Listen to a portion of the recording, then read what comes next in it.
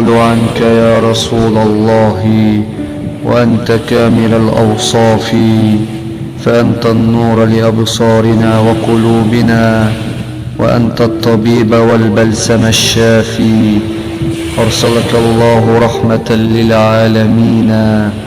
لكي تتمم مكارم الأخلاق وتنشر الدين، فلقد أديت رسالتك يا رسول الله، فهنيئا لأمة فيها نبيا مثلك عظيما، فلولاك ما اهتدينا إلى طريق الحق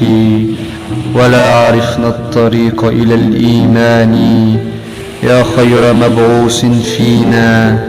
أتيت لكي تبعث في الدنيا السلام، فلقد أوهبك الله حسن الخلق والخلق، يا أعظم مخلوق من بين كل الخلق، ففداك أرواحنا وأنفسنا يا من